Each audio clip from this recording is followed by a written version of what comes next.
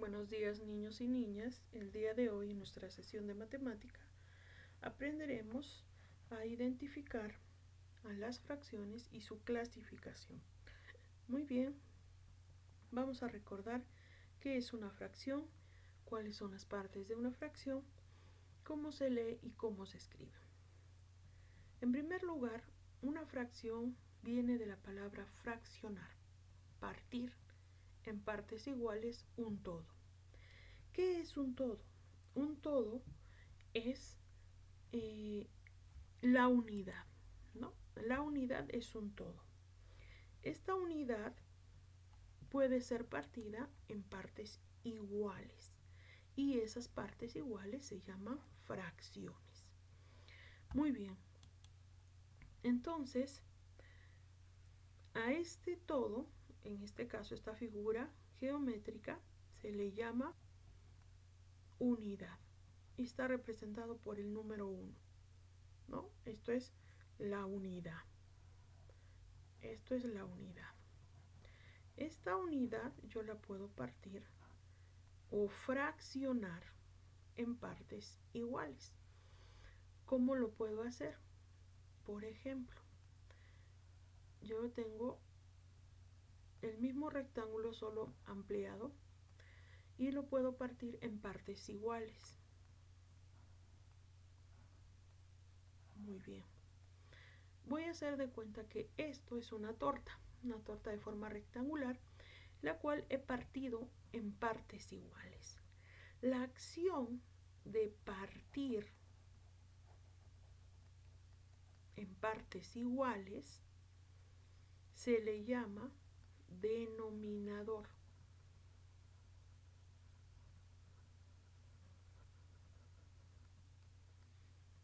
En este caso, ¿en cuántas partes he partido? 1, 2, 3, 4, 5, 6, 7, 8. 8 partes. Y el denominador va en la parte de abajo. Luego, esta torta la voy a invitar. Voy a invitar a una persona, 2 personas, 3 personas, 4 personas y 5 personas. Muy bien. La acción de invitar, ¿no? En este caso, ¿no? Invitar, comer. Esa acción la realiza el numerador. En este caso, este trozo o estos trozos que he partido son 5. Mejor dicho, me he comido son 5 o he invitado son 5. Entonces, esta unidad ha sido fraccionada. Entonces se llama fracción, ¿no? La unidad ha sido fraccionada y por eso numéricamente se le llama fracción, porque hemos partido esta unidad en partes iguales, ¿no? Llamado denominador. Lo he invitado para comer algunos pedazos que todos tienen la misma medida, se llama numerador. ¿Y cuántos? 5. Muy bien. ¿Cómo se lee? En este caso, yo leería 5. Primero se lee el numerador, luego se lee el denominador. 5 octavos. 5 octavos. Así se lee. ¿Ya? 5 octavos. Muy bien. Ahora, estas fracciones han sido clasificadas. Han sido clasificadas en 3 grupos.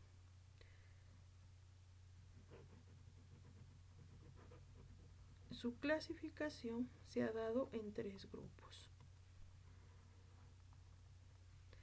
Primer grupo, por por relación entre sus miembros. Por relación entre sus términos, perdón. Entre sus términos.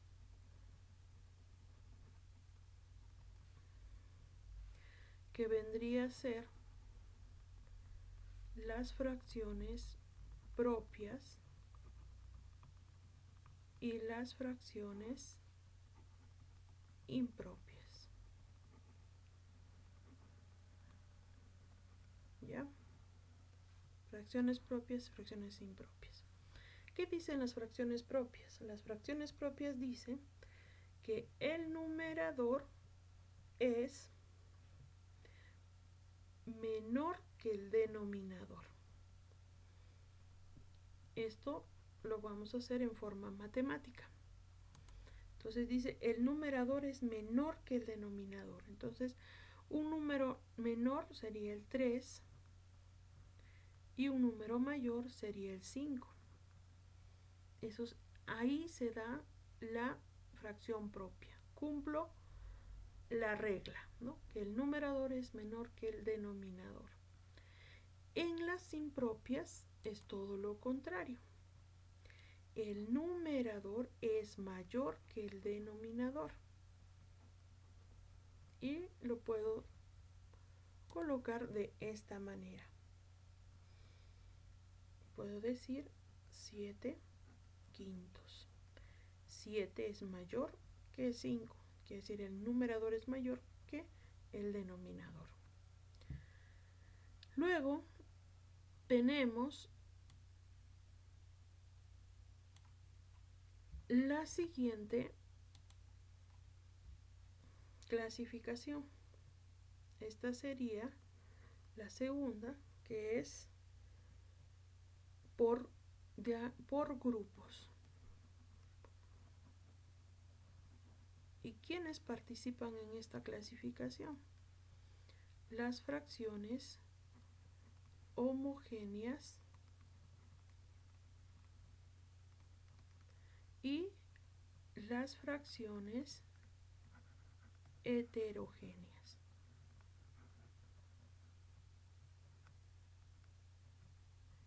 Muy bien. Muy bien. ¿Y qué dice la regla de las homogéneas? Dice que los denominadores son iguales, que todos los denominadores son iguales. En este caso podría yo ver un grupo de fracciones donde tengan denominadores iguales. Por ejemplo, 2 sextos,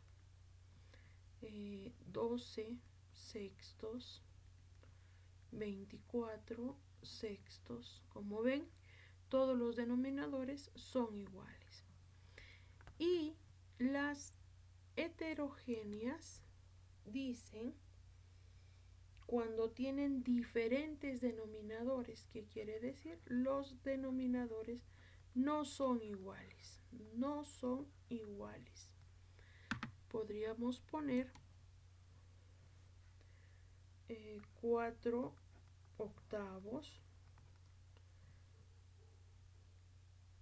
25 doceavos, 17 quinceavos. Como ven, todos los denominadores no son iguales. Y tenemos al otro grupo, que es el tercero, el tercer grupo, que es por la naturaleza de su denominador.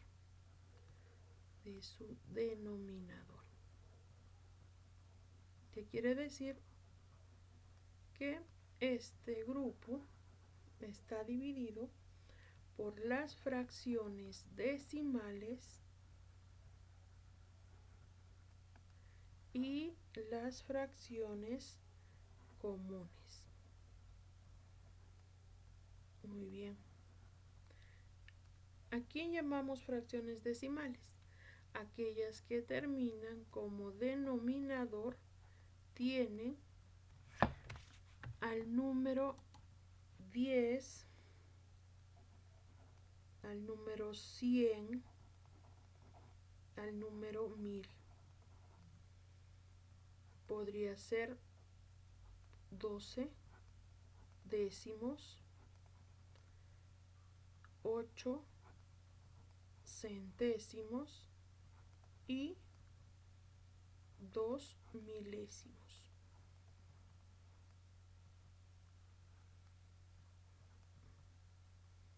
Entonces, esa es una fracción decimal cuando los denominadores terminan o tienen el 10, tienen el 100, tienen el 1000, ¿no? 10 décimos, 100 centésimos, 1000 milésimos. Y los comunes son aquellos que no tienen estos denominadores, ¿no? No tienen esos denominadores. No tienen 10 como denominador, no tienen 100 como denominador, no tienen 1000 como denominador, ¿no? Esos son los comunes. Muy bien, ahora te voy a explicar dos ejemplos de cómo vas a poder desarrollar tus actividades del libro de matemática. Por ejemplo, te dice si la fracción c séptimo es propia, calcula la suma de los posibles valores de c. ¿Qué significa esto? Que tú tienes una fracción que es la c séptimo. Muy bien. En primer lugar te dice que esta fracción es propia. Es propia. ¿Qué significa que es propia? La opción te dice que las fracciones propias son cuando el numerador es menor que el denominador. ¿Ya? Entonces voy a calcular la suma de los posibles valores de c. ¿Y cuáles son los posibles valores de c? C podría valer 2, 3, 4, 5 y 6. ¿Por qué hasta 6? Porque tienes como denominador 7. Entonces, siempre se toma un número antes de llegar al denominador, del 2 hasta el 6. Muy bien, luego vas a calcular. ¿Cómo vas a calcular? La suma de los posibles valores sería 2 más 3, me estaba olvidando el 1. 1 más 2 más 3 más 4 más 5 más 6. ¿Cuánto es esto? 1 más 2, 3 más 3, 6 más 4, 10 más 5, 15 más 6, 21. Entonces, los valores de C podrían ser 1, 2, 3, 4, 5, 6.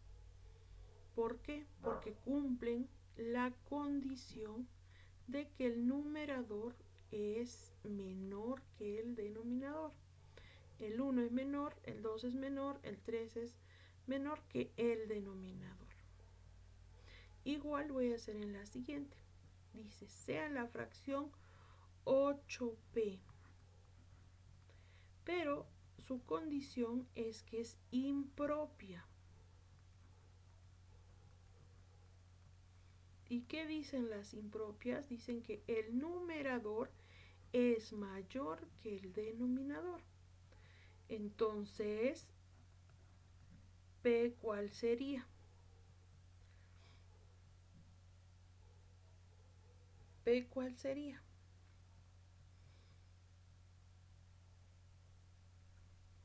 P podría ser, el numerador es mayor que el denominador, entonces los denominadores podrían ser 1, 2, 3, 4, 5, 6 y 7.